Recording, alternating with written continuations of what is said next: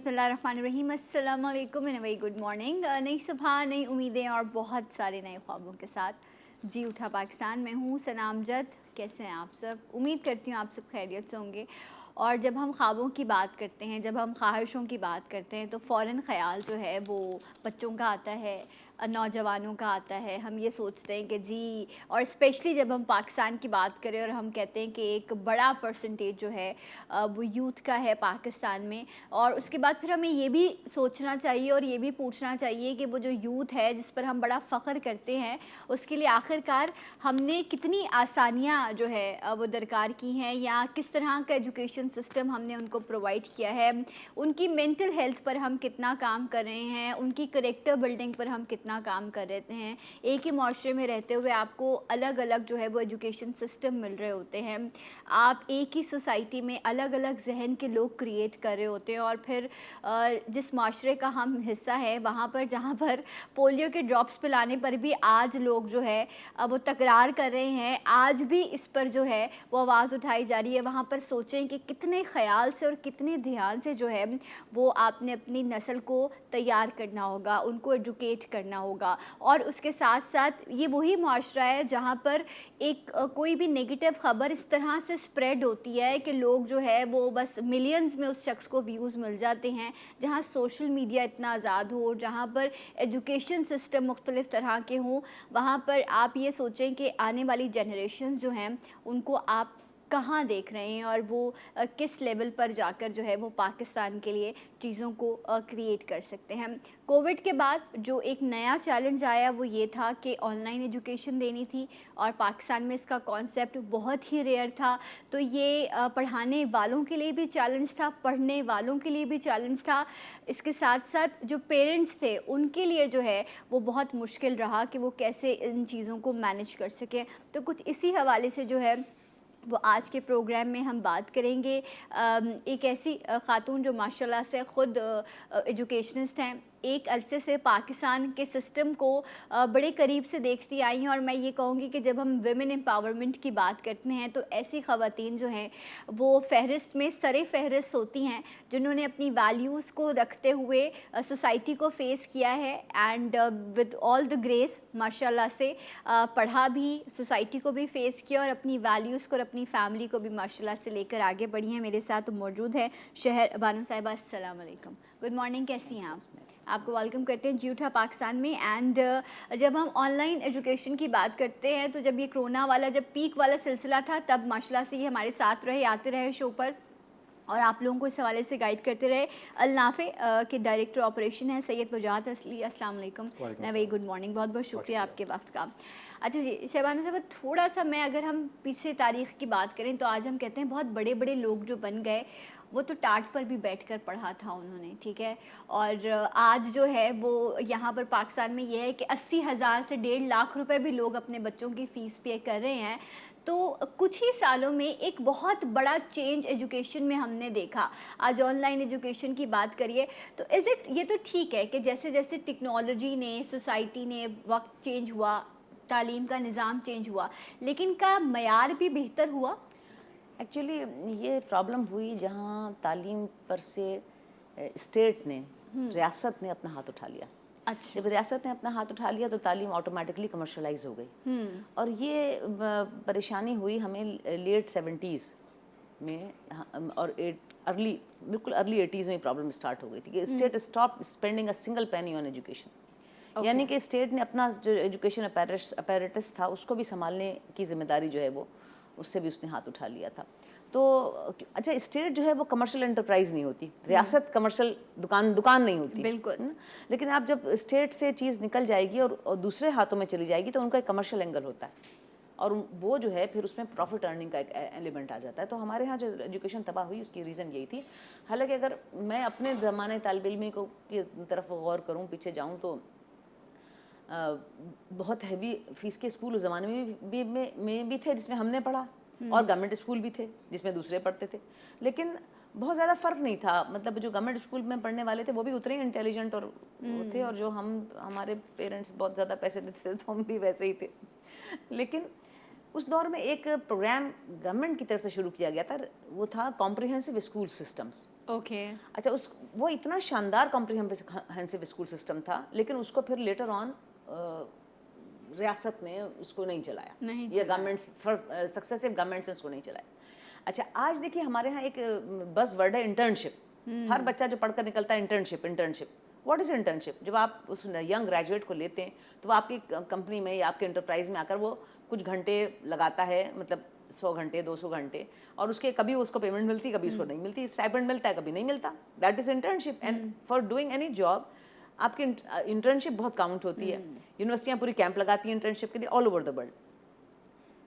ये पाकिस्तान में national development volunteer programme NDVP, ये प्रोग्राम स्टार्ट हुआ था अर्ली 70s में। ये मेरे ख्याल 72-73 की बात है। और मेरे जो इतने टीचर थे कॉलेज में वो सारे NDVP के थे, यानी नेशनल डेवलपमेंट वॉलंटियर प्रोग्राम में। उन्होंने वो एक तरह से इंटर्न थे, इंटर्नशिप थी उनकी। जो कॉलेजों में आकर पढ़ा रहे थे, नए नए मास्टर्स किए हुए थे, उनको एक स्मॉल स्टाइपेंड गवर्नमेंट देती थी। और गवर्नमेंट की पॉलिसी ये थी कि जैसी वैकेंसीज निकलती जाएंगी हम इन्हीं वॉलंटियर्स में से उन वैकेंसीज को भरते चले जाएंगे। उस प्रोग्राम को भी चलने नहीं दिया गया। बल्कि सिंध गवर्नमेंट को तो चाहिए, क्योंकि ये उस वक्त उन्हीं की गवर्नमेंट थी जो आज सिंध में गवर्नमेंट है, वही गवर्नमेंट है उस वक्त फेडरल गवर्नमेंट भी थी। ये अपने प्रोग्राम्स को रिवाइव करें, NDVP का प्रोग्राम रिवाइव करें, कॉम्प्रिहेंसिव स्कूल सिस्टम का प्रोग्राम रिवाइव करें। देखिए, जब अर्ली 80s में रियासत ने इस वजह से हाथ उठाया तो एक फाइनेंशियल इंस्टीट्यूशन था NDFC, वहाँ से लोनिंग होती थी, मतलब कर्जे दिए जाते थे, और IBRD का लोन आता था, वर्ल्ड बैंक का। तो एक स्कूल चेन को वो लोन मिला, शायद उस वक्त के 25 करोड़ रुपए। ओके जी। उसके बाद अब वो स्कूल चेन जो, जी उस वक्त के 25 से, मैं अर्ली 80s की बात बता रही हूँ आपको। उस वक्त फिर वो एक चेन थी, वो 2 चेनों में तब्दील हो गई। जो पायनियर है पाकिस्तान में प्राइवेट स्कूल चेन्स के लिए, तो वो NDFC का वो 25 करोड़ रुपया फिर वो नॉन प्रॉफिट उन्होंने अपने आप को डिक्लेयर कर दिया। रियासत ने नजर ही न डाली कि लोग कर क्या रहे हैं। फिर एक मशरूम होगा, दूसरा मशरूम होगा, तीसरा मशरूम होगा। अब बात ये हुई कि जो कोविड आया ना, देखिए इसने डायनेमिक्स को चेंज कर दिया, और इसने इस डायनेमिक्स को अब जो से बहुत सारे तिजारती हाथों से इस चीज़ को निकाल दिया है। अब दिस इज़ द पॉइंट कि हम इससे बेनिफिट लें। अब देखिए, दुनिया की बड़ी बड़ी यूनिवर्सिटियाँ, स्टैनफोर्ड है, MIT है, हार्वर्ड है, इवन कैम्ब्रिज वगैरह है, इनके प्रोफेसर्स ने उन्होंने कहा कि तालीम सिर्फ एक साहिब हैसियत आदमी का हक नहीं है, ये हर पढ़ने वाला जिसको ख्वाहिश है पढ़ने की उसका हक है। तो उन्होंने अपने बेशुमार कोर्सेज ऑनलाइन डाल दिए। हमारे यहाँ ऑनलाइन का कॉन्सेप्ट ही नहीं था।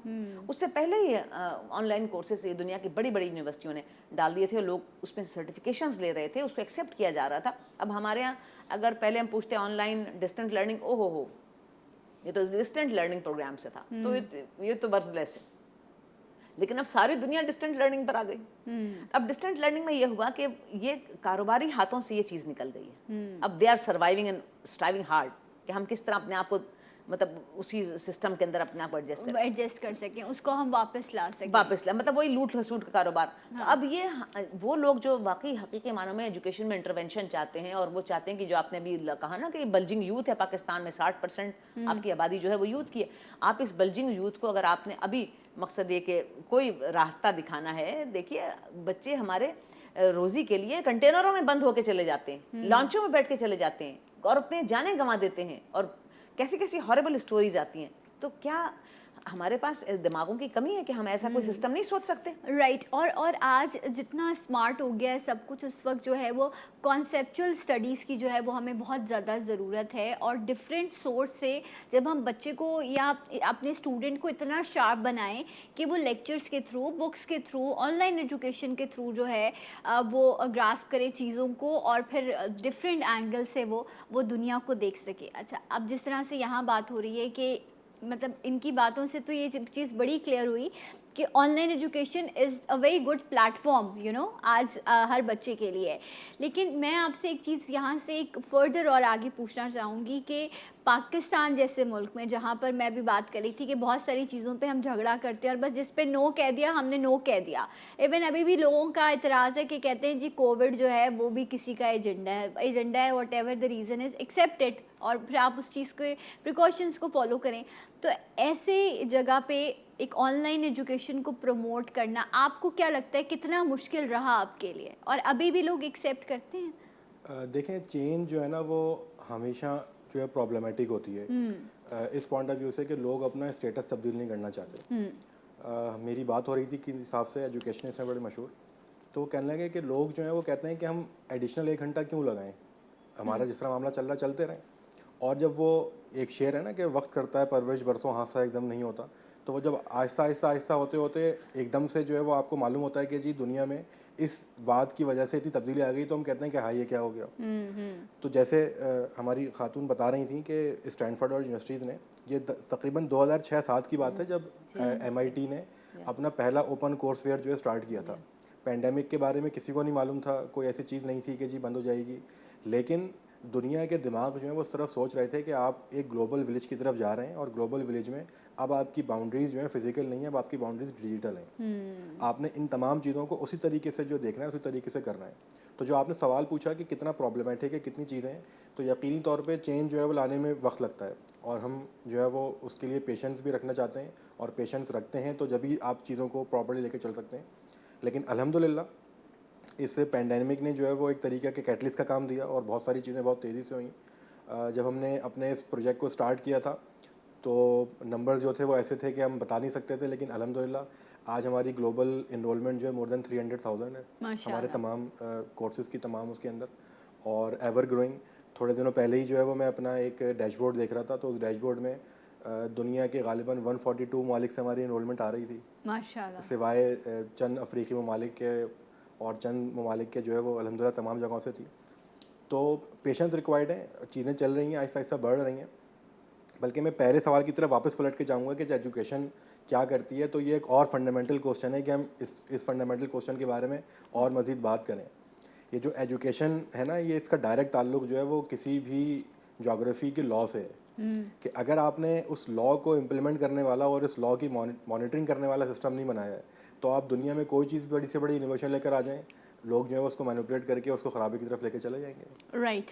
अच्छा, क्योंकि जिस तरह से अभी शहबानो साहबा बात करी थी कि ये तो बाकायदा स्टेट जो है, क्योंकि उन्होंने कहा स्टेट कमर्शियल नहीं होती, कहते हैं कि जो रियासत होती है उस वो तो माँ की तरह होती है, उसकी ज़िम्मेदारी माँ की जैसी होती है कि वो अपने बच्चों को संभालती है, उनके लिए हर चीज़ वो मुहैया करती है जो उनकी बेसिक नेसेसिटीज़ में आता है, जो ये वाली माँ नहीं कर सकी। ठीक है, इसने अपनी नस्लों के साथ जो सलूक किया वो हमारे सामने है, और जब माँ बच्चे के साथ ऐसा सलूक करती है तो फिर बच्चे ने तो बिगड़ना ही है। ठीक है, अब जब आपने मेड रख दी, वो भी फिलिपिनो माएँ रख दी, फिलीपींस की महंगी महंगी माएँ, जो महंगे महंगे स्कूल्स हैं, ये ऐसे ही इन्होंने किया। आपको लगता है कि वो मयार जो इतना एक मैंने ऐसे लोग देखे हैं शहबानो साहबा जो शायद मतलब फटे हुए जूते पहने होते हैं उन्होंने, लेकिन उनको ये होता है कि बच्चे को पढ़ाना है, महंगे स्कूल भेजना है। ठीक है, तो क्या जो लोग पेरेंट्स ने इतना सैक्रिफाइस किया है, लेकिन क्या वो जो एक स्टैंडर्ड ऑफ एजुकेशन था वो भी हम अपने बच्चों को दे सकें? डू यू थिंक कि वो मयार है तालीम का? मयार तो खैर जो है वो आपके सामने ही है, लेकिन हम उन कम्युनिटी ऑफ नेशंस में कुछ ऐसे लोगों में शामिल हैं जो हमारे यहाँ जो अपनी अर्निंग का 30% पेरेंट्स जो है ना, मोर देन 30% बच्चों के एजुकेशन में खर्च करते हैं। पाकिस्तान एक वाहिद वो मुल्क है, अच्छा, और इतना पैसा तो अमेरिका और यूरोप में पेरेंट्स अपने बच्चों की तालीम पे खर्च नहीं करते जितना पाकिस्तान में और इंडिया में लोग अपने बच्चों की तालीम पर खर्च करते हैं। सब कॉन्टिनेंट के अंदर people spend more than 30% of their earnings on the education. अच्छा, अब बात यह है कि हमें दुनिया से देखिए बेस्ट प्रैक्टिसेस होती हैं। बाज़ कौमें बहुत जल्दी तरक्की कर गई और बहुत उन्होंने अपना नाम बना लिया, ब्रांड बन गए। Korea now is a brand, Germany is a brand, ठीक है ना। अब मैं अमेरिका की बात नहीं करती, लेकिन ये तो हमारे सामने के जंग से तबाह हुए टुकड़े टुकड़े हुआ मुल्क था जर्मनी, ये था ना। कोरिया की क्या हैसियत थी, कोरिया 2 कोरिया हो गए थे, फिर क्या किस तरह कोरियन वॉर्स और क्या कुछ नहीं उनके साथ हुआ, ऐसा उस कॉन्टिनेंट में ऐसा कुछ भी नहीं हुआ। उसके बावजूद भी हमने उनके उस बेस्ट प्रैक्टिसेस से लर्न नहीं किया। कोरियन एजुकेशन सिस्टम में साइंस एंड टेक्नोलॉजी जो है उनके कोर में है। जर्मनी में लेवल वाइज एजुकेशन सिस्टम है, नॉट नेसेसरी कि हर स्टूडेंट जो है वो यूनिवर्सिटी लेवल पर जाए। क्या ज़रूरत है हर आदमी को यूनिवर्सिटी में जाने की? वो 4 लेवल्स में पढ़ाते हैं, पहले ABCD, वो देखते हैं कि हाँ एक बच्चा बहुत साइंटिफिक जहन का है, उसको वो दूसरी कैटेगरी में डालते हैं। एक बच्चा ज़्यादा टेक्निकल माइंड का है, उसे दूसरी कैटेगरी में डालते हैं। एक ज़्यादा वो फिलोसफिकल माइंड का है उसे पता, everybody has got a different skill and different mind set. और देखो ना, स्किल सेट भी हर एक का डिफरेंट है। मुझे एक चीज़ पसंद है, वो आपको नहीं पसंद होगी। मेरी एक चीज़ में एफिशिएंसी ज़्यादा है, आपकी उसमें नहीं होगी। तो मैं मिसाल के तौर पर बहुत टेक्निकल काम नहीं कर सकती, लेकिन आप मुझे पढ़ने लिखने का काम करें, मेरे लिए बहुत अच्छा है। तो आप टेक्निकल काम ज़्यादा कर सकती होंगी, मुझसे बेहतर कर सकती होंगी। तो we can not go along into the same path. हम दोनों को अगर एक ही घोड़े पर सवार कर दिया जाए तो हम एक में एक उतर जाएगा, एक सवार रहेगा। ठीक है। तो कोरिया में एजुकेशन सिस्टम में साइंस एंड टेक्नोलॉजी कोर है। मैं रियासत की जिम्मेदारी पर यहाँ कहूँगी कि क्या हम डाइवो कंपनी को ले आए मोटरवे बनाने के लिए, लेकिन हमने कोरिया के किसी एजुकेशन सिस्टम को लाने की कोशिश की पाकिस्तान में। क्या हो हमारे साथ मिलकर हमारे एजुकेशन सिस्टम हमारे लिए प्रायोरिटी नहीं थी ना, प्रायोरिटी नहीं थी।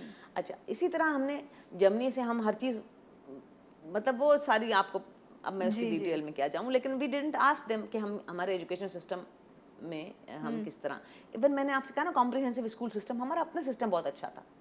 अच्छा, फिर एक बहुत बड़ी हमसे जो गलती हुई, देखिए हमसे बहुत बड़ी गलती हुई है और उसको अभी भी रेक्टिफिकेशन की ज़रूरत है।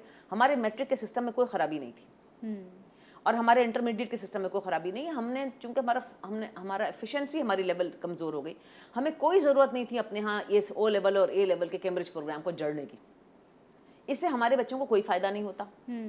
मतलब आप मुझे बताइए क्या फ़ायदा होता है? हमें अपने सिस्टम को इम्प्रूव करना चाहिए था, उसमें नए कोर्सेज डालने चाहिए थे, उसमें उसके होराइजन को बढ़ाना चाहिए था। हमारा मैट्रिक सिस्टम बहुत अच्छा था। सही। अच्छा, ये जो मैट्रिक और इंटर सिस्टम और उसके बाद ओ लेवल्स और ए लेवल्स आया, उससे और पता नहीं कौन सी कितनी खराबियाँ हुई, लेकिन ये हो गया जी, ये तो ओल्ड स्कूल है और ये ओ लेवल्स है और आप ऐसे दो बच्चों को साथ बिठा दें तो वो एक दूसरे से बात भी नहीं कर सकते। हमने इतना उन दोनों में जो है ना वो फ़र्क क्रिएट कर दिया। और ब्रेक का वक्त हुआ है, मैं चाह रही थी कि ये जो हमने खुद क्लासिफिकेशन दी ना अपनी नस्ल को, इससे बड़ा नुकसान हो गया है। इस पे भी बात करेंगे राइट आफ्टर दिस ब्रेक। हमारे साथ रहेगा जी उठा पाकिस्तान।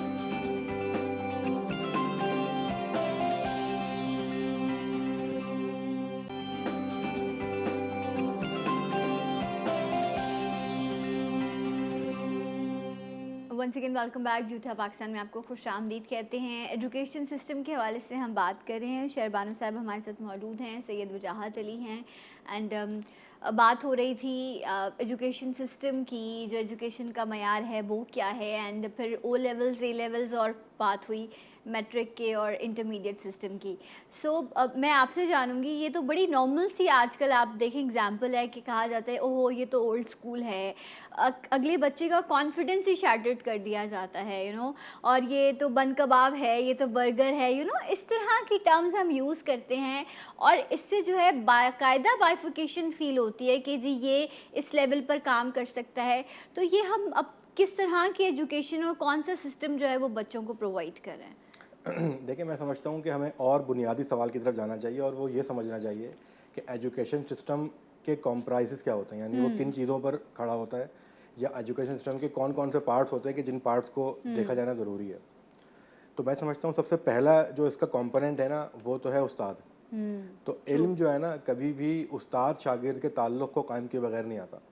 ठीक है। आप करिकुलम कुछ भी ले लें जो कि एक पार्ट है एजुकेशन सिस्टम का, कि करिकुलम इंपॉर्टेंट है कि आपने क्या करिकुलम पढ़ाना है, आपने किस पेडागॉजी से पढ़ाना है, किस तरीके से पढ़ाना है, ये उसका एक इंपॉर्टेंट कंपोनेंट है। लेकिन जो सेंट्रल और पिवटल इंपॉर्टेंस है ना वो उस्ताद की है। ठीक है। जब तक कि उस्ताद अपने शागिर्द के साथ ताल्लुक़ नहीं रखेगा ना उस वक्त तक कभी भी इल्म हासिल नहीं होगा। नंबर 1। नंबर 2, हम जब अब बात कर रहे थे ओ लेवल्स ने रिप्लेस किया या ओ लेवल्स ने अल्टीमेट एक क्लास क्रिएट करने की हमारे यहाँ पर कोशिश की या हो गई वो अल्टीमेटली, तो उसकी वजह क्या थी? उसकी वजह ये थी कि मुआशरे जो हैं वो कभी भी वैक्यूम में नहीं रहते। अगर कोई चीज़ अपना काम उस तरीके से पूरा नहीं कर रही कि जिसके लिए उसको क्रिएट किया गया है तो उसको रिप्लेस करता है कोई ना कोई। तो यही काम जो है वो हमारे मैट्रिकुलेशन या हमारे इंटरमीडिएट सिस्टम के लिए ओ लेवल सिस्टम ने किया कि आपने करिकुलम को आउटडेट कर दिया। आज भी फिज़िक्स की बुक में गालिबन 1983 में जबकि फ्यूजन रिएक्शन क्रिएट हो चुका था, आज भी हमको फिज़िक्स में पढ़ा जाता है कि fusion is impossible in the world, कि फ्यूजन नहीं हो सकता। जबकि हम जो बात कर रहे हैं वो हाइड्रोन कोलिडर्स की और पता नहीं किस किन चीज़ों की बात कर रहे हैं। तो इतना आउटडेटेड करिकुलम अगर आप बच्चे को पढ़ाएंगे तो ऑब्वियसली उसकी कोई अट्रैक्शन तो महसूस नहीं रहेगी। सही, राइट। देखिए मैं एक अभी हमारे यहाँ एक जैसे अभी टेक्नोलॉजी से बात शुरू हुई, मैं क्योंकि हम ग्रास रूट लेवल पे काम करते हैं, हम उन कम्युनिटीज़ के साथ काम करते हैं जिन्होंने कभी अच्छी एजुकेशन या वो एजुकेशन जिसकी इकोनॉमिक वैल्यू होती है या उसकी तरफ उनकी तवज्जो कभी नहीं गई, तो हम हमारा बहुत बड़ा इंटरवेंशन है ग्रास रूट लेवल पे कम्युनिटीज़ के। तो हम ये समझते हैं कि सरे दस्त हमें, अब हम ये कहें कि ये खराबियाँ तो बहुत सारी थी, now what is the way forward, कि हमें अपने आगे कैसे बढ़ना है। तो आगे बढ़ने के लिए अब हमें इन सारी बातों को भुलाकर अब हमें आगे स्टेप लेने के लिए लाजमी है ना कि कोई ना कोई हमारे पास हमें कोई वर्क प्लान हो हमारे पास। मैंने रिस्ट्रक्चरिंग ऑफ एजुकेशन सिस्टम के ऊपर 1995 से काम करना शुरू किया था। ओके। और पाकिस्तान की तारीख का पहला वर्कशॉप और सेमिनार इस शहर कराची में मैंने करवाया था। माशाल्लाह।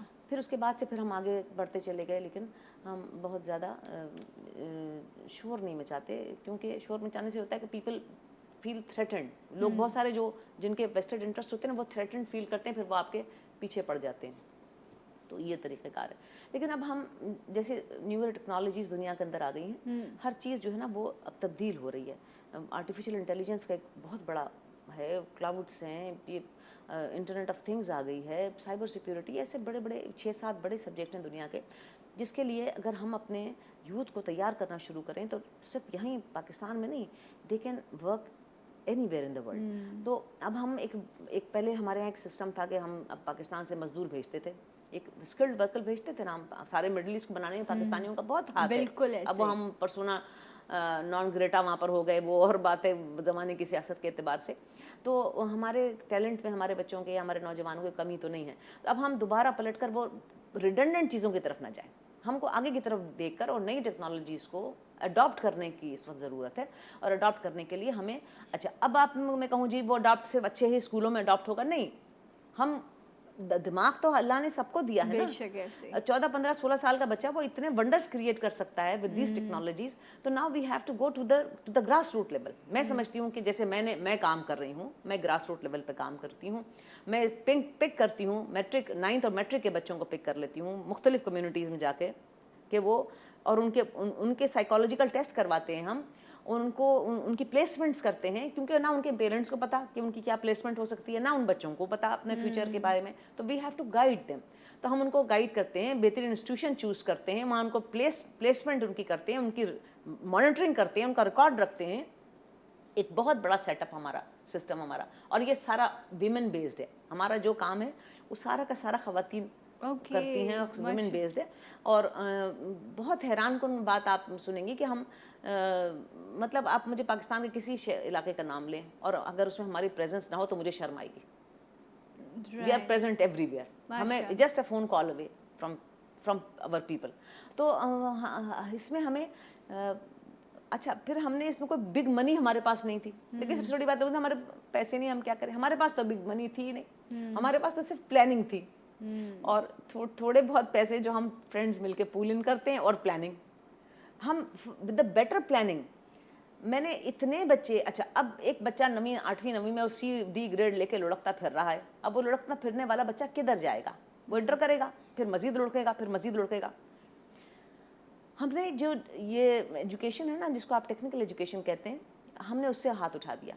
अब डिप्लोमा इंजीनियरिंग लोग जानते ही नहीं, जानते अब IT के डिप्लोमा लोग हमने लोगों को उस तरफ कन्वर्ट करना शुरू किया। ये बड़ी इंपॉर्टेंट, और लड़कियों को खास तौर पे। अच्छा देखिए, लड़कियों को एक चीज़ economic empowerment of the women है कि औरत की अपनी एक माशी हैसियत ज़रूर होनी चाहिए। दूसरी बात यह है कि वक्त के साथ साथ लोगों की फ्रस्ट्रेशंस का एक अजीब व गरीब आलम है, जिसमें हरासमेंट औरत के साथ बढ़ गई है।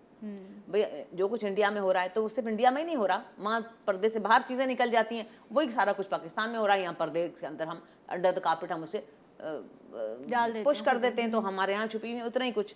हमारे यहाँ भी वर्क प्लेस हरासमेंट है, बहुत बुरी वर्क प्लेस हरासमेंट है। अब उसका हल क्या है? अब एक हल है कि मैं मिसाल के तौर पर मैं आपको मिसाल दूँ, मैंने डेरा इस्माइल खान में, जो एक बहुत ही प्रिमिटिव सोसाइटी है, ट्राइबल सोसाइटी है, प्रिमिटिव सोसाइटी है, वहाँ गवर्नमेंट का एक प्रोग्राम लॉन्च हुआ, फैशन डिज़ाइनिंग का कोर्स। सिटी डेरा में गवर्नमेंट के इंस्टीट्यूशन से उन्होंने, अब वहाँ कोई जाए ना, मतलब वो ट्राइबल लड़कियाँ कहाँ से निकल के आएंगी। मैंने जब उन ग्रास रूट लेवल पर जाकर उनको अप्रोच किया और मैंने कहा कि बच्चियों को भेजो, तो उनके बाप और भाई डट कर खड़े हो गए कि हम तो नहीं भेजेंगे, जब बहुत कहा कि भाई बच्चियाँ हुनर सीख जाएंगी, तो कहा अच्छा मैडम हम एक शर्त पर भेजेंगे, आप हमारे दरवाजे से गाड़ी चलाएगा और हमारे दरवाजे पे गाड़ी बच्ची को लाके उतारेंगे। अच्छा, ये किस लिए था? बच्ची पे भरोसा नहीं था या ना माशरे पे? सिस्टम पे, बिल्कुल अच्छा। सिस्टम। बच्ची तो चलिए देखिए, बस सिस्टम। हमने उनकी बात को एक्सेप्ट किया। ओके। और आप बिलीव करें, मैंने डेरा इस्माइल खान में, अब मैं बसें और इसकी तो हमारी इस्तात नहीं थी, हाँ। हमने वो चिंची रक्शे किराए पे ले लिए अरे हाउ स्वीट। और वो 6-6 लड़कियों के ग्रुप बनाकर वो डेरा सिटी तक जाती थी और वो 12:30 बजे जब उनका स्कूल खत्म होता था तो वो घर पे लाके वो चंची रक्शे उन्हें उतारते थे। फिर अटेंडेंस होती थी, कितनी बच्चियां रक्शे में बैठी हैं, कितनी बच्चे, ताकि हम ये बात रख सकें सामने। पेरेंट्स को भी इस बात का एहसास होना चाहिए कि बच्ची रक्शे में बैठी है सही। और वापस और फिर वो आपकी रिस्पॉन्स है। ये देखिए, ये बड़ी छोटी छोटी सी चीज़ें, लेकिन अगेन जिस तरह इन्होंने कहा कि पैसा सेकेंडरी चीज़ हो जाती है, प्लानिंग जो है वो बड़ी इंपॉर्टेंट चीज़ है। लेकिन प्लानिंग उस वक्त होगी जब आपकी नीयत होगी। तो नीयत रखेंगे तो फिर चीज़ों को आप आगे बेहतर कर सकेंगे। एक ब्रेक लेते हैं, इंशाल्लाह ब्रेक के बाद फिर मज़ीद बात करेंगे। जी उठा पाकिस्तान।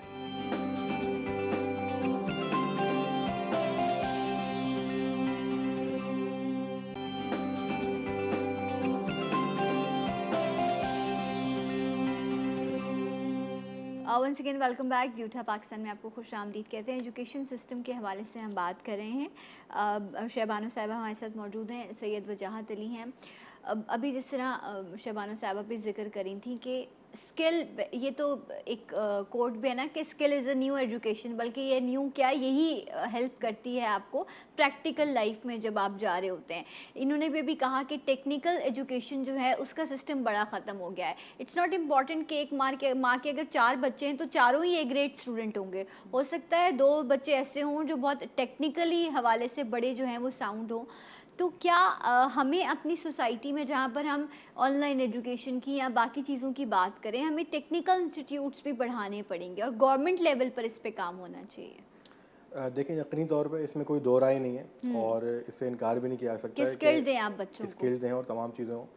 लेकिन मैं अपनी पुरानी बात से इस बात को जोड़ता हूँ जो अभी हम बात कर रहे थे कि हम आगे मूव ऑन करें और आगे मूव ऑन होने के लिए आपके पास वो नए तरीके अवेलेबल हों जिन पर आप काम कर सकें। लेकिन this is the right time.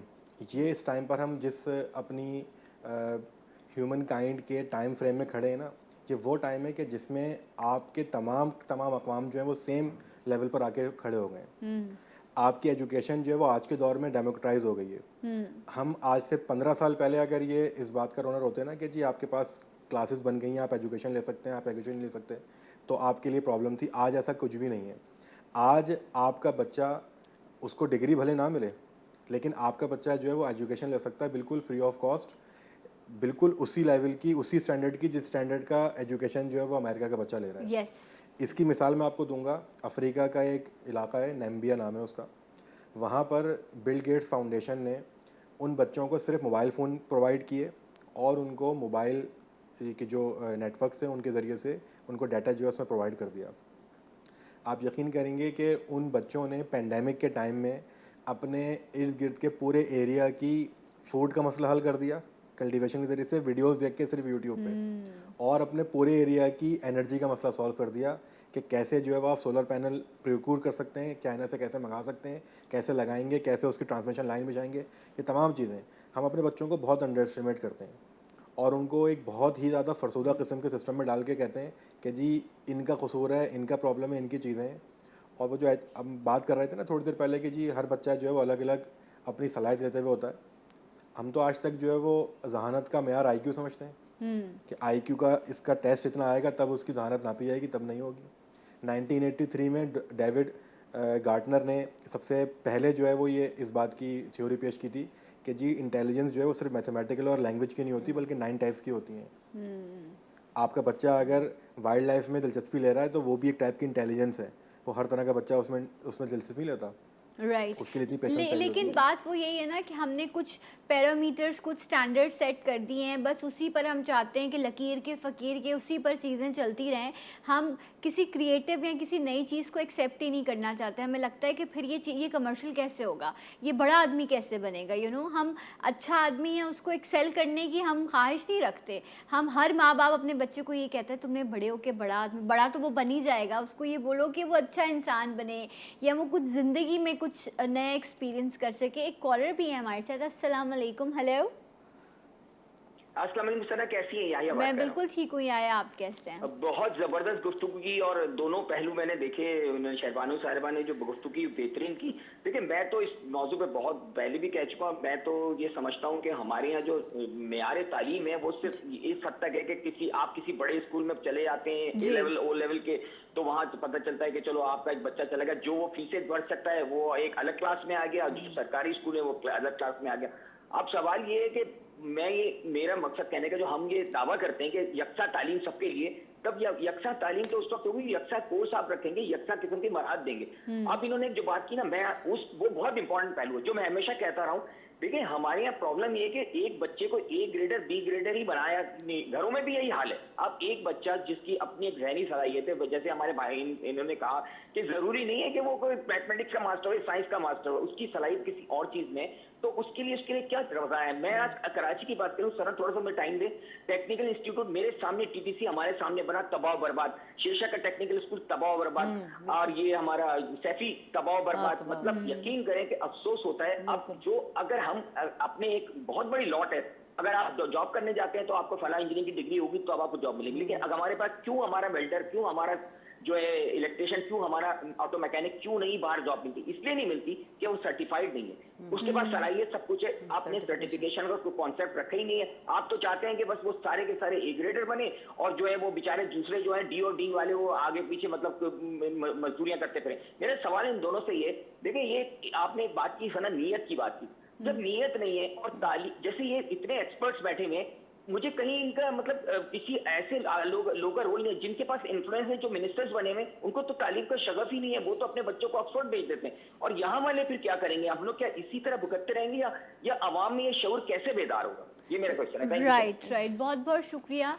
और ब्रेक का वक्त हो गया है। जब हम ब्रेक से वापस आएंगे तो हमारा बड़ा अलमिया है, क्योंकि हमने ये जो फरसूदा निज़ाम तालीम की वजह है, ये एक हमारी फरसूदा सियासत का निज़ाम भी है कि हम ये कहते हैं कि पता नहीं अगर पढ़ा देंगे अपनी रियाया को तो पता नहीं वो सो कॉल्ड सर पर आकर बैठ जाएगी। जब इस तरह के लोग और इस तरह के हुक्मरान आपके पास मौजूद होंगे तो फिर वही बात है, जैसी नीयत होगी वैसे ही मामलात भी ज़िंदगी में होंगे। एक ब्रेक लेते हैं, ब्रेक के बाद आपको फिर ज्वाइन करते हैं जी उठा Pakistan.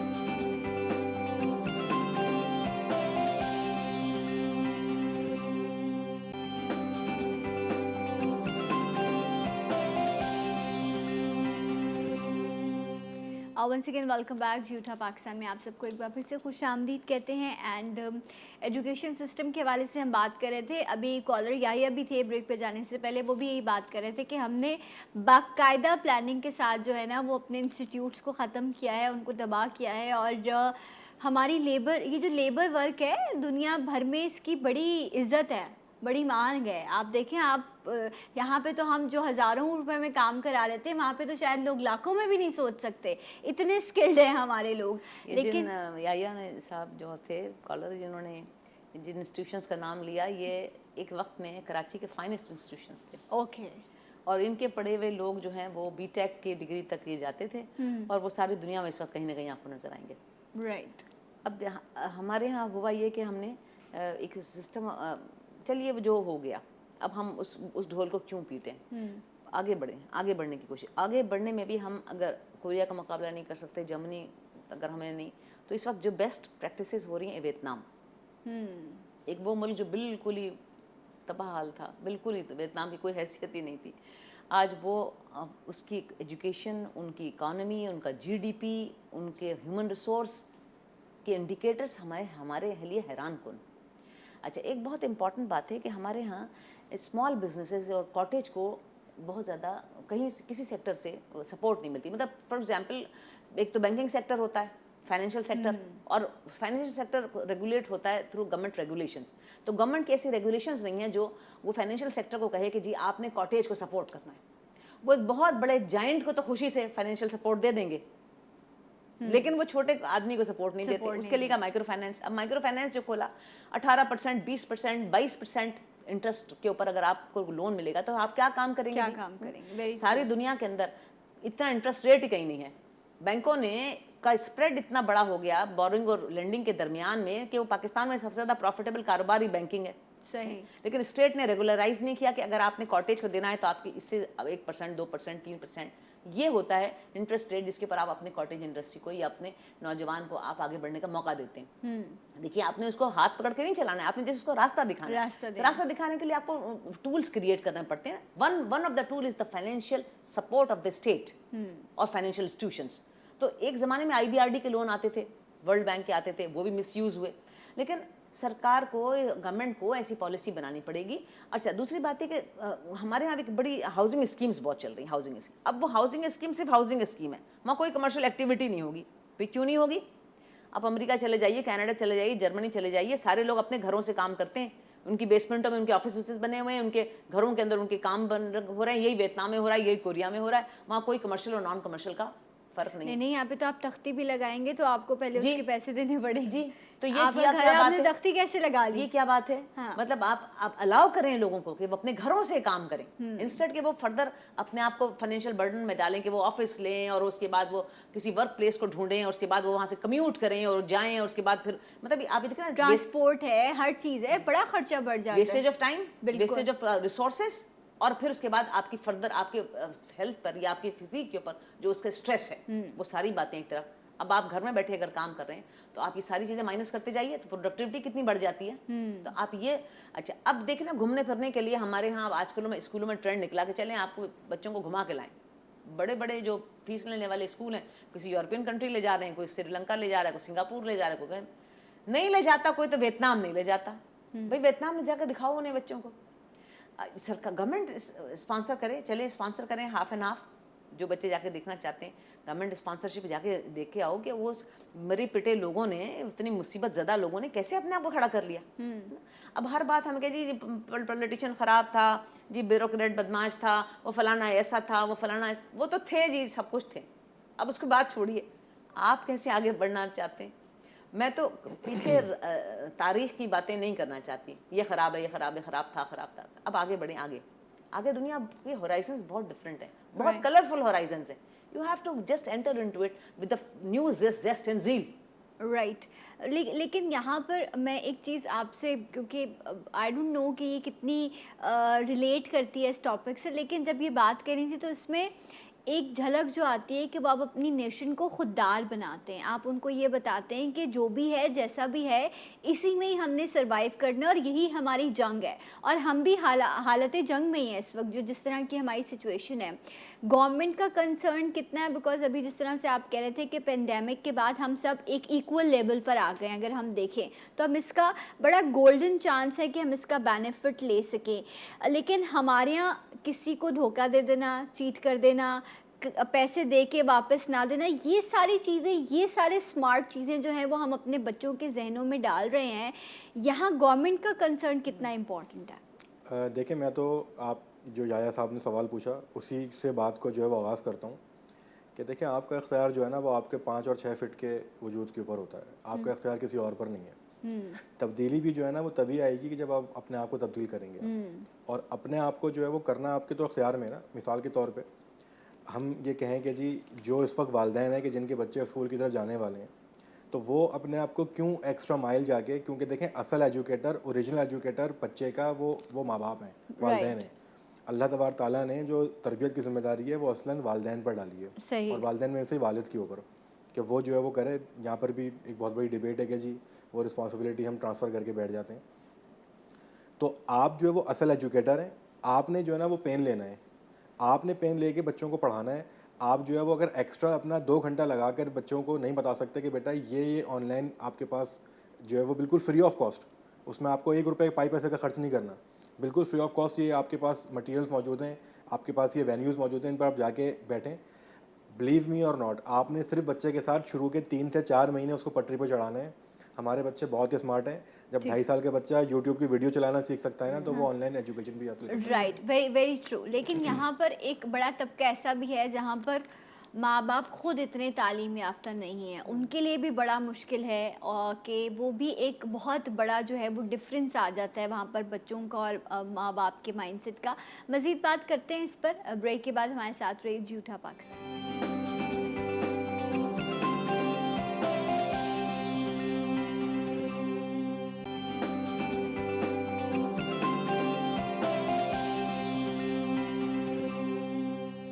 Once again welcome back जूठा पाकिस्तान नाज़रीन, आप सबको खुश आमदीद कहते हैं। एजुकेशन सिस्टम के हवाले से हम बात कर रहे हैं।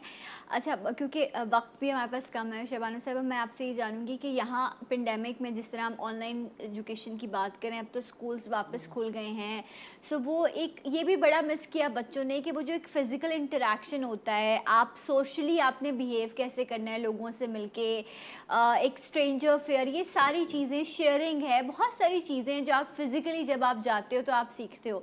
तो आप क्या कहेंगी कि एक ऑनलाइन एजुकेशन की अपनी हैसियत है, लेकिन फ़िज़िकली वो इस एनवायरनमेंट में बच्चे को भेजना, इसकी इंपॉर्टेंस से भी हम इनकार नहीं कर सकते। बिल्कुल, देखिए ऑनलाइन एजुकेशन जो है ना वो एक आपकी वैल्यू एडिशन है, वो एक बेस नहीं है आपका, इट्स ओनली वैल्यू एडिशन। ये बात मैं बिल्कुल डिफरेंशिएट कर दूं। ये जो हमारा स्कूल सिस्टम है सारी दुनिया में, देखिए वहाँ पर बच्चा एक दूसरे के साथ एक इंसानों के माहौल में रहना सीखता है, राइट, शेयर करना सीखता है और हंसना बोलना सीखता है, और ह्यूमन इंटरेक्शन, इंसान एक सोशल एनिमल है, सोसाइटी के बगैर नहीं मूव कर सकता। ये इदारों की बहुत ज़रूरत है और इदारे बिल्कुल अपनी जगह पर होने चाहिए, लेकिन इदारों को कमर्शियल एंटिटीज़ में तब्दील होने से रोकने का भी कोई प्लान ज़रूर होना चाहिए।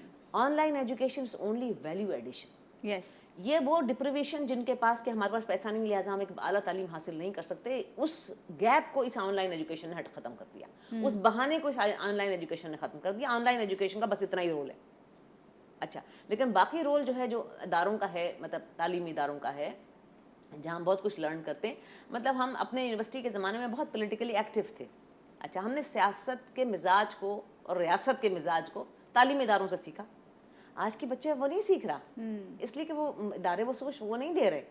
अच्छा, फिर हमने डिबेट्स करना, ड्रामा करना, ये चीज़ें भी लाइफ इंसान की ये सॉफ्ट स्किल्स है ना, ये एक लाइफ है, ये भी एक ज़िंदगी है। शेर कहना, मुशायरा पढ़ना, नज़म कहना, ये सारी भी ज़िंदगी का एक पार्ट है। ये सारा आप ऑनलाइन घर में बैठ के नहीं कर सकते, इसके लिए आपको स्कूल चाहिए, कॉलेज चाहिए, आपको यूनिवर्सिटी चाहिए।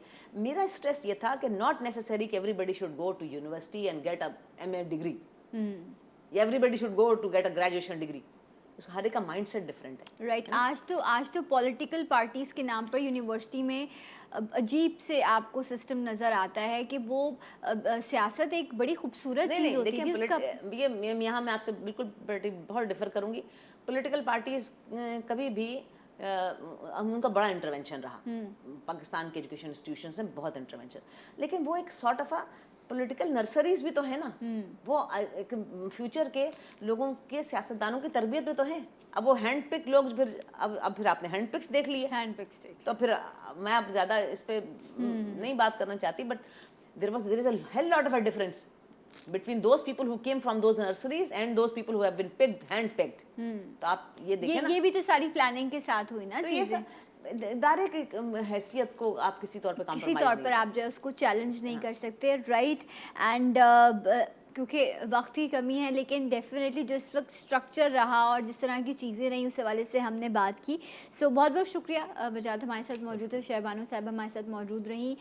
ब्रेक लेंगे और इंशाल्लाह जब हम ब्रेक से वापस आएंगे तो आपके साहिर के साथ मैंने एक सेगमेंट रिकॉर्ड किया है, वो आप देख सकेंगे। देखते रहिए जूठा पाकिस्तान।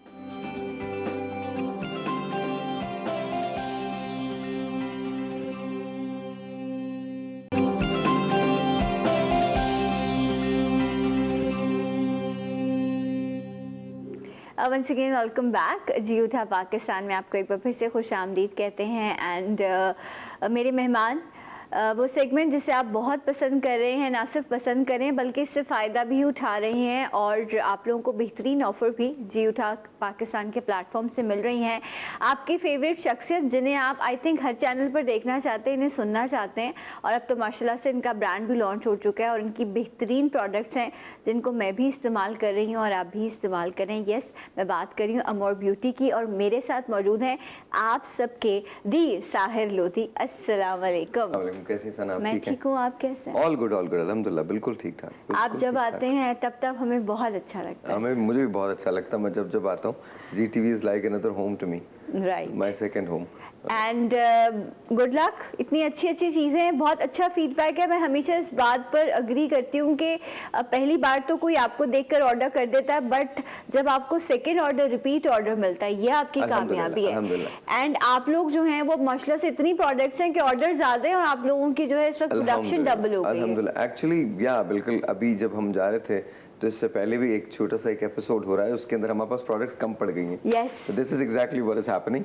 बट हमने जो किया है, मैं सबसे पहले बात करना चाहता हूँ बालों की, बिकॉज ये सीजन है जब बाल आपके बेतहाशा गिरते हैं। True. तो ये जो शैम्पू है, जैसे हम अमोर का शैम्पू कहते हैं। अच्छा, मैंने जब ये कंपनी शुरू की थी ना सना, तो वो मैंने ये मेरी पहली प्रोडक्ट थी।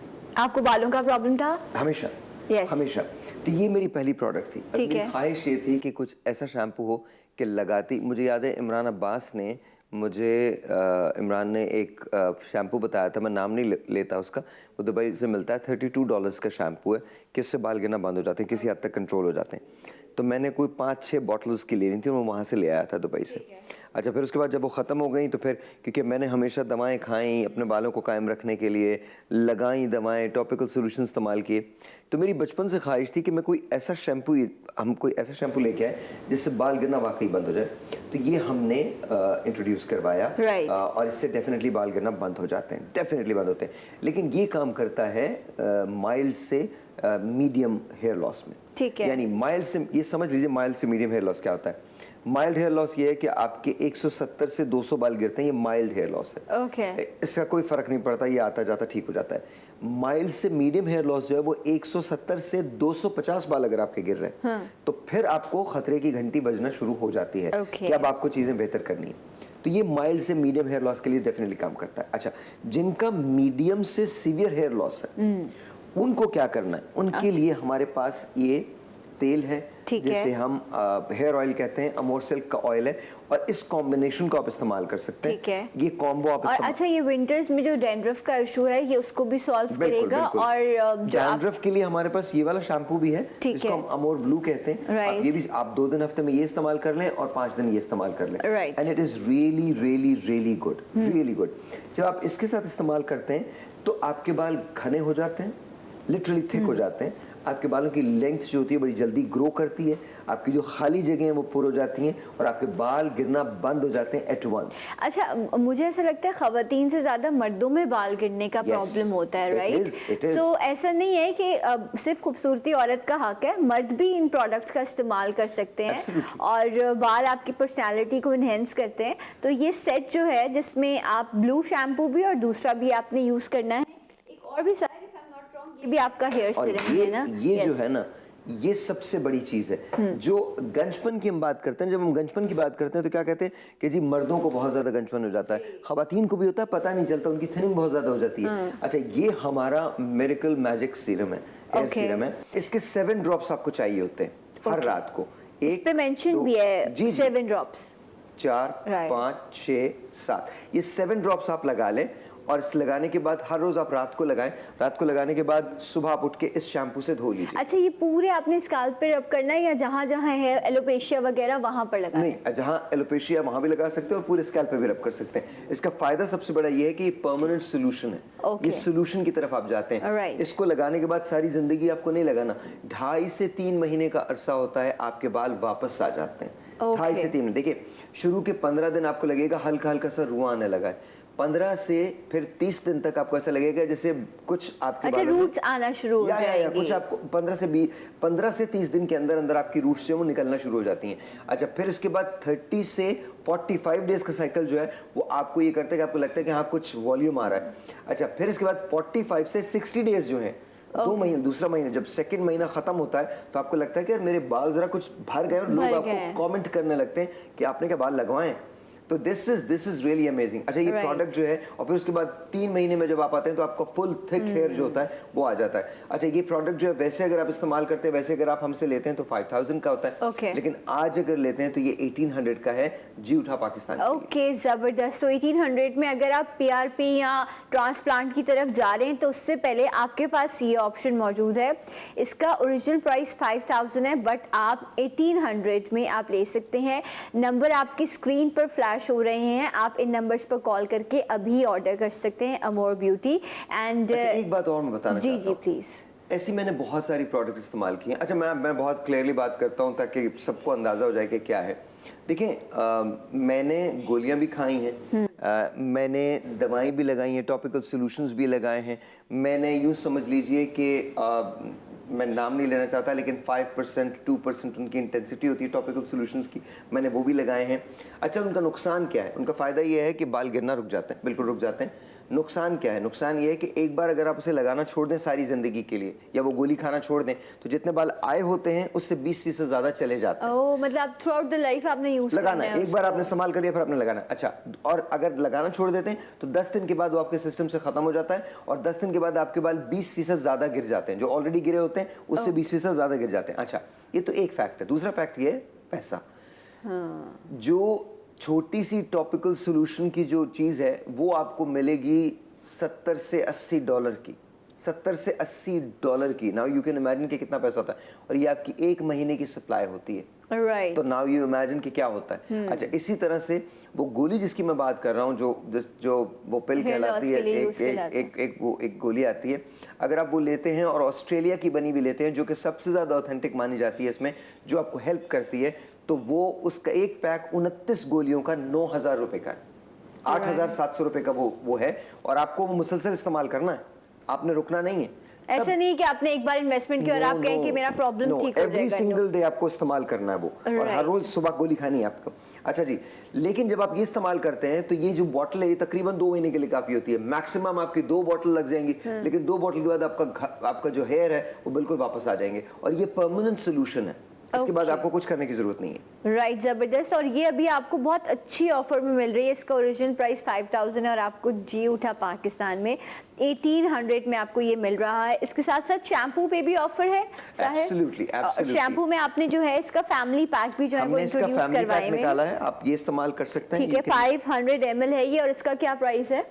वैसे अगर आप लेते हैं तो 3500 है, अभी लेते हैं तो 1800 है। ओके, सो 1800 में आपको शैम्पू भी मिल रहा है एंड सीरम भी मिल रहा है। तो आप प्लीज़ अभी ऑर्डर करें, बल्कि एक नहीं बल्क में ऑर्डर कर दें, क्योंकि बहुत अच्छी चीज़ें आपको अच्छे प्राइजेस में मिल रही हैं। अच्छा, इस वक्त सबसे ज़्यादा कंप्लेन जो है वो ये है कि फेस डार्क हो जाता है इस सीज़न में, ठीक है, और ड्राइनेस बहुत ज़्यादा है। जितनी भी आप चीज़ें यूज़ करें, लेकिन आपका फेस जो है वो फ्रेश नहीं लग रहा होता। देखिए, मैं हमेशा एक बात कहता हूँ कि हमारी ये जो अमोर ब्यूटी की प्लैटिनम क्रीम है, ये इंस्टेंट ग्लो देती है, इंस्टेंट फेयरनेस देती है, टाइटनेस देती है, और सबसे बड़ी बात ये कि आपके चेहरे के डार्क स्पॉट्स जो है उनको ख़त्म कर देती है। Right. ये 30 सेकंड का चैलेंज होता है, जो मैं हर एक को कहता हूँ कि ये 30 सेकंड का चैलेंज है, आपको ज़रूर लेना चाहिए। मैं आपको इसको, आप भी लगा सकती हैं, मैं इसको आपको अपने हाथ पे लगा के दिखा सकता हूँ। बेसिकली ये देखिएगा अभी, and this is really a miracle cream, और मेरी अम्मा इसकी फ़ैन है। मैं भी साहिर को ये बता भी रही थी, और वो बहुत खुश होती हैं कि सिंपल आप चीज़ें यूज़ करें, और वो इसी तरह से इसको लगाकर और लिपस्टिक लगा कर बड़ा खुश हो रही होती हैं, कितनी अच्छी प्रोडक्ट है। तो डू ट्राई दिस, आजमाइश शर्त है, और इसके बहुत अच्छे अच्छा, रिजल्ट्स। ये देखिए, ये आपको मेरे हाथ में फर्क नजर आ रहा होगा। Yes. ये दोनों हाथों के अंदर मैंने ये क्रीम लगाई है, दोनों हाथों और ये में से। मॉइस्चर भी देती है ना इट्स अमेजिंग।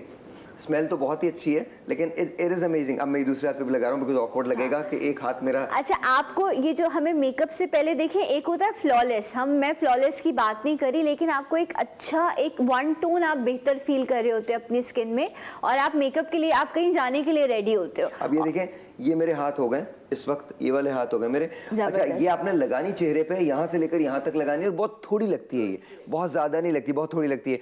ये एक ऐसी क्रीम है, जब आप इसको लगाएंगे तो आपको पता चलेगा, बिल्कुल ऐसे लगेगा आपको जैसे सिल्क आपकी स्किन हो गई है। अच्छा, इंस्टेंट ब्राइटनेस आपको देती है, आप फौरन से आपकी जल्द जो है वो बेहतर हो जाती है, रिंकल्स आपके जो है तो वो ख़त्म होते हैं। लेकिन सबसे इंपॉर्टेंट बात इसकी वो ये है कि ये आपकी रंगत को काला होने से बचाती है। राइट। अच्छा, इससे पहले क्या हम कोई सीरम वगैरह यूज़ कर सकते हैं? ऑफ कोर्स आप यूज़ कर सकते हैं। अगर देखें, मैं हमेशा से इस सीरम का बहुत बड़ा फैन रहा हूँ। इसे कहते हैं अमोर का silver serum, rice silver serum. अच्छा, अगर आप इसको इस्तेमाल करना चाहें तो दिस इज जस्ट ब्रिलियंट।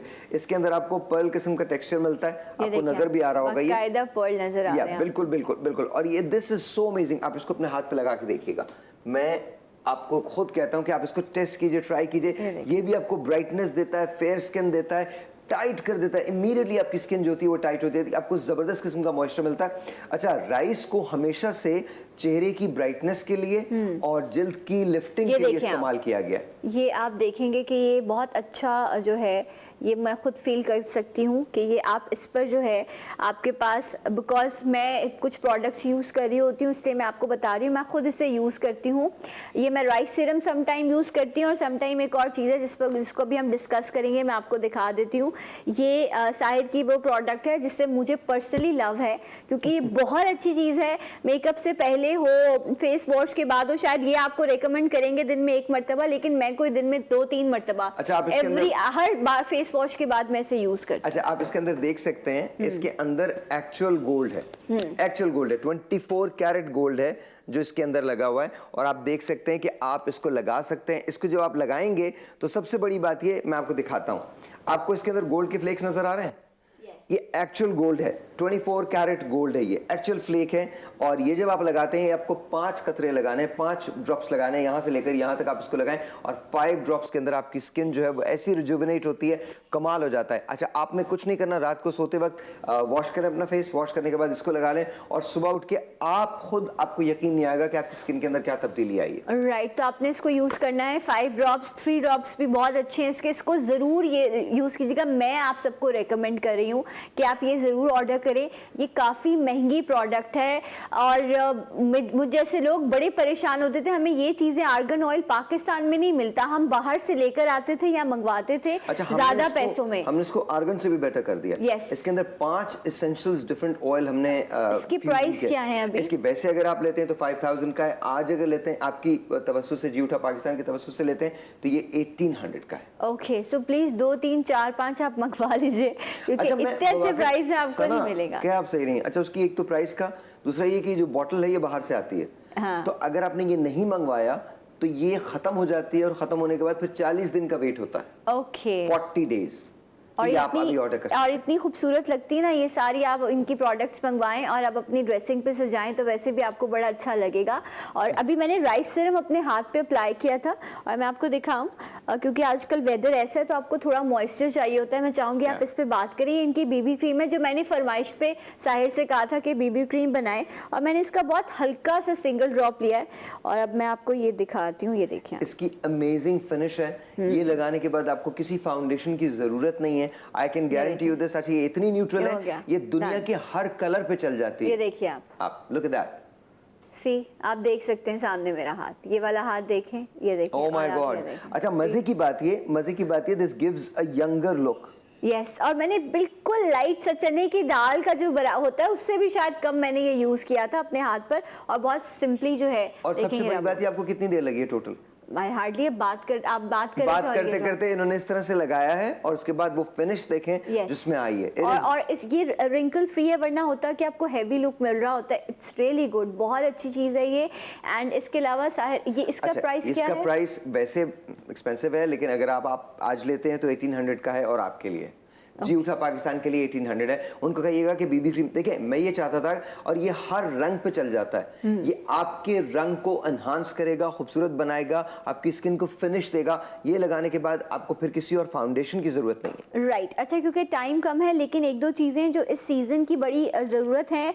इस सीज़न में हम बहुत ज़्यादा सर्दियों में खाते पीते हैं तो वज़न बढ़ जाता है, तो साहिर इस बारे में भी बता दें। देखिए, मैं बहुत सिंपल एक बात करता हूँ, हम PCSIR सर्टिफाइड है हम। तो बाकायदा लैब से टेस्ट होके ऑर्गेनिक है, हर चीज़ ऑर्गेनिक है। It is amazing amazing amazing.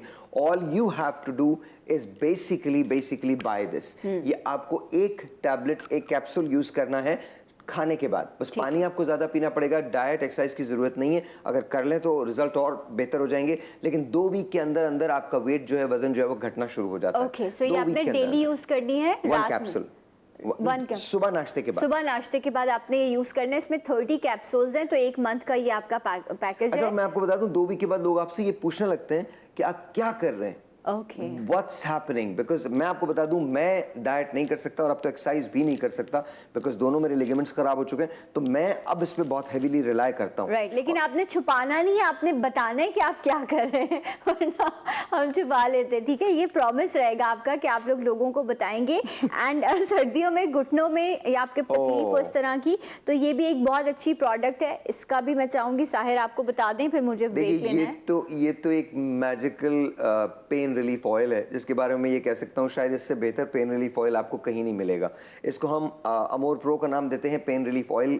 इसका पेन रिलीफ ऑयल का ये मुखफ़फ़ है। आप थोड़ा सा लें, इसको ऐसे खोल लें, थोड़ा सा अपने हाथ पे लें, ऐसे रगड़ेंगे तो हल्की सी हीट महसूस होगी और उसके बाद इसको जिस जगह आपको दर्द है वहां लगा लें, ठीक है। और फिर 5 मिनट के बाद ये देखिएगा कि जहां दर्द था वहां दर्द नहीं होगा, आराम आ जाएगा। Right, and this is really really really good. Okay, ज़बरदस्त। तो ये वो चीज़ें हैं जो इस वक्त इस सीज़न में आपको बहुत हेल्प करेंगी। और जिस तरह अभी हम फेस की बात कर रहे थे कि फेस डल हो जाता है, बहुत सारे लोगों को ड्राइनेस की वजह से स्किन पील हो रही होती है और भी सोच रहे होते हैं कि क्या करें। सो स्किन प्रोडक्ट्स में राइस का बड़ा कमाल है एंड आपने राइस प्रोडक्ट्स पे बड़ा काम किया है। देखिए राइस के बारे में मैं ये कहता हूँ, राइस से बेहतर कोई चीज़ भी फेस के लिए नहीं हो सकती। ये राइस स्क्रब जो आपके हाथ में है, ये भी बहुत अच्छी है। ये माइल्डेस्ट तरीन राइस स्क्रब है and it is just beautiful. इसकी स्मेल बहुत अच्छी है। जब आप इसको लगाते हैं तो ये आपकी स्किन को एक्सफोलिएट करता है, आपकी स्किन को यंग करता है। सबसे बड़ी बात ये बहुत थोड़ा इस्तेमाल होता है। मैं ये कह नहीं रहा हूँ, आप इसमें वो नहीं कीजिएगा, लेकिन मैं आपको बता रहा हूँ मैं इसको डेली इस्तेमाल करता हूँ। आपको डेली इस्तेमाल करने के हम रेकमेंड करते हैं हफ्ते में 2 बार, लेकिन ये इतना माइल्ड और इतना इफेक्टिव है कि मैं इसे डेली इस्तेमाल करता हूँ, एवरी सिंगल डे। एंड ये जब आप यूज़ करेंगे ना, क्योंकि मैं भी इसे हाथों पे भी और फेस पे भी यूज़ करती हूँ, तो ये आपको ना ऐसा लगता है आपकी कलर टोन को भी बेहतर कर रहा है। ये इसकी ये भी एक क्वालिटी है क्योंकि आपकी जितनी डेड स्किन है उसको खत्म कर देता है इमीडिएटली, आपकी डेड स्किन को निकाल देता है। और सबसे बड़ी बात ये, जब एक्सफोलिएशन का पार्ट कंप्लीट हो जाता है तो ये आपकी स्किन को रिप्लेनिश करता है, मतलब खूबसूरत बनाता है। ये आपकी स्किन को हसीन बना देगा, हसीन बना देगा लिटरली। इसका प्राइस क्या है? इसका आप सरप्राइज है, आप उनसे कहिए कि लिटरली सरप्राइज है। एक काम करें, उनसे कहिए जी उठा पाकिस्तान से मैंने देखा जी उठा पाकिस्तान में कॉल कर रही हूँ या कर रहा हूँ और मुझे राइस स्क्रब चाहिए। एक बात याद रखिएगा, ये राइस स्क्रब अगर आप इस राइस सिरम के साथ यूज करेंगे तो बहुत कमाल है। मुंह धोइए, मुंह धोने के बाद इस राइस सिरम को लगा लीजिए, आप देखिएगा आपके रिजल्ट कितने कितने एनहांस होते हैं। ज़बरदस्त। अच्छा, अगर कोई और आपका क्वेश्चन हो तो कोई प्रॉब्लम नहीं है, ये जो नंबर मौजूद है स्क्रीन पर, आप इन पे कॉल करेंगे। कॉल सेंटर में लोग मौजूद हैं जो आपको गाइड करेंगे कि आपकी प्रॉब्लम के लिए आप अमोर की कौन सी प्रोडक्ट को यूज़ कर सकते हैं। रेफरेंस दीजिएगा जी उठा पाकिस्तान का, आपको इंशाल्लाह बहुत अच्छा डिस्काउंट मिलेगा। आजमाइए यकीन के साथ कि आपके साहिर ने आपके लिए अच्छी चीज़ें बनाई हैं। So Sahir, thank you so much आपका आने के लिए। अच्छा काम करते रहिए और आते रहिए। सो जी, आपके साहिर हमारे साथ मौजूद थे और यहाँ पर प्रोग्राम का टाइम ख़त्म होता है। इंशाल्लाह कल होगी आपसे मुलाकात। अपना बहुत ख्याल रखिएगा। जाते जाते एक आवाज़ एक नारा, पाकिस्तान जिंदाबाद।